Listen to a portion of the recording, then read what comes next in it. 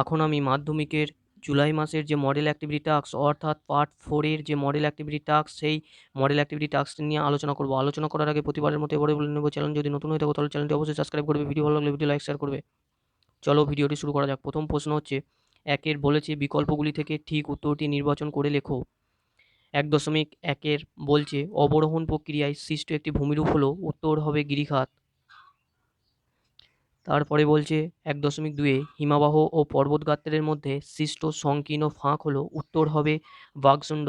1.3 বলছে ঠিক জোড়াটি নির্বাচন করো, এটি হবে ক্ষয়েরটা পুদুচেরি কেন্দ্রশাসিত অঞ্চল। এরপর 2 দাগে রয়েছে শূন্যস্থান পূরণ। চলো দেখে নিই এগুলোর উত্তর কি হবে। 2.1 বলছে বায়ুর ড্যাশ প্রক্রিয়ায় বালি ও পলিকণা এক স্থান থেকে অন্য স্থানে অপসারিত হয়, এটা হবে বায়ুর অপসারণ প্রক্রিয়ায়।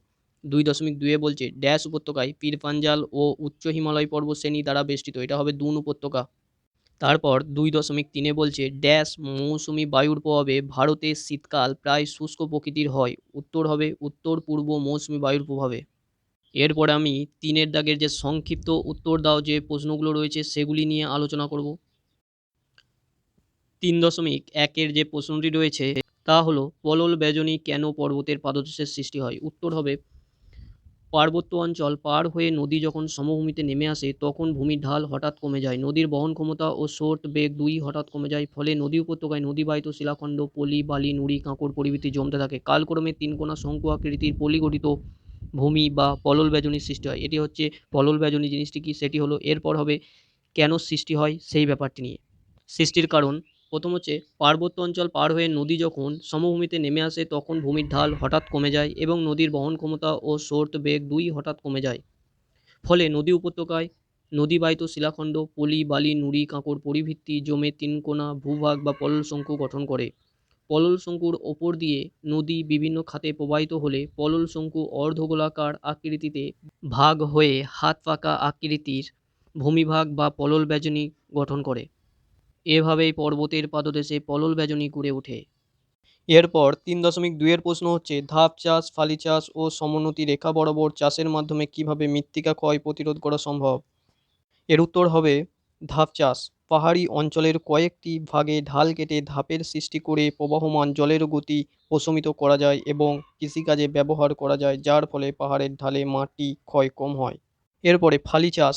উদ্ভিদবিহীন ঢালু জমিতে আড়াআড়িভাবে চওড়া ফিতাকৃতি বা ফালি আকৃতির কৃষিজমি তৈরি করে শস্য চাষ করা হয়, ফলে মাটির ক্ষয় কমে যায় ও জল ধারণ ক্ষমতা বেড়ে যায়। এখানে সিম ডাল সোয়াবিন চাষ করা হয়। এরপরে হচ্ছে সমোন্নতি শস্যায়ন।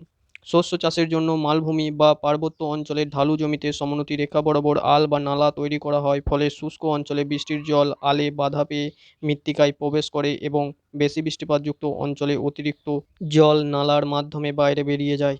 এরপর 4 দাগে একটি প্রশ্ন আছে, সেটি হচ্ছে হিমবাহের সঞ্চয় কার্যের ফলে গঠিত বিভিন্ন প্রকার গ্রাবরেখা সচিত্র বর্ণনা দাও। এই চিত্রগুলি আমি শেষে দিয়ে দেবো। প্রথমে সঞ্চয় কার্যের ফলে গঠিত বিভিন্ন প্রকার গ্রাবরেখা ও গ্রাবরেখা কী সেটা সম্বন্ধে আমি স্ক্রিনে লেখা দিয়ে দিচ্ছি, তোমরা এগুলো দেখে দেখে লিখে নিও। প্রথম হচ্ছে গ্রাবরেখা। গ্রাবরেখা হলো হিমবাহের অবক্ষেপণ বা সঞ্চয় কার্যের ফলে সৃষ্ট ভূমিরূপ। হিমবাহ অগ্রসর হওয়ার সময় এর সাথে যেসব পাথরখণ্ড বালি কাদা প্রভৃতি বাহিত হয়, হিমবাহ গলতে শুরু করলে সেগুলি হিমবাহের প্রবাহপথের আশেপাশে সঞ্চিত হতে থাকে। এই অসংবদ্ধ মিশ্র পদার্থের সঞ্চয়কে গ্রাবরেখা বা অধঃক্ষিপ্ত হিমবাহ বলে।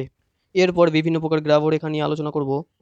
অবস্থান ও প্রস্তুতি অনুযায়ী গ্রাবরেখাকে কয়েকটি ভাগে ভাগ করা যায়, যেমন হচ্ছে পার্শ্ব গ্রাবরেখা। হিমবাহের দুপাশে সরু দৈর্ঘ্য আকারে যে সরু গ্রাবরেখা সঞ্চিত হয় তাকে পার্শ্ব গ্রাবরেখা বলে। এরপর হচ্ছে ভূমি গ্রাবরেখা।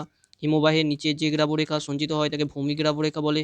তা হচ্ছে প্রান্ত গ্রাবরেখা। হিমবাহ যেখানে এসে মিলিত হয় অর্থাৎ হিমবাহের সামনে সঞ্চিত গ্রাবরেখাকে প্রান্ত গ্রাবরেখা বলে। হিমাবদ্ধ গ্রাবরেখা। অনেক সময় নানা আকৃতির পাথরের টুকরো হিমবাহের ফাটলের মধ্যে ঢুকে হিমবাহের মধ্যে আবদ্ধ হয়, এই ধরনের গ্রাবরেখা হিমাবদ্ধ গ্রাবরেখা নামে পরিচিত। পরে যে গ্রাবরেখাগুলি সম্বন্ধে আলোচনা করলাম সেগুলি ছাড়াও আরও কতগুলি গ্রাবরেখা দেখা যায়, সেগুলি হচ্ছে অবিন্যস্ত গ্রাবরেখা। হিমবাহের প্রান্তভাগে ইতস্তত বিক্ষিপ্তভাবে সঞ্চিত গ্রাবরেখাকে অবিন্যস্ত গ্রাবরেখা বলে। এরপর হচ্ছে বলয়ধর্মী গ্রাবরেখা। হিমবাহের প্রান্তভাগে বলয়ের আকারে সঞ্চিত গ্রাবরেখাকে বলয়ধর্মী গ্রাবরেখা বলে। এরপরে হচ্ছে রোজেন গ্রাবরেখা। গ্রাবরেখাগুলি একে অপরের ওপর সঞ্চিত হলে তাকে রোজেন গ্রাবরেখা বলে।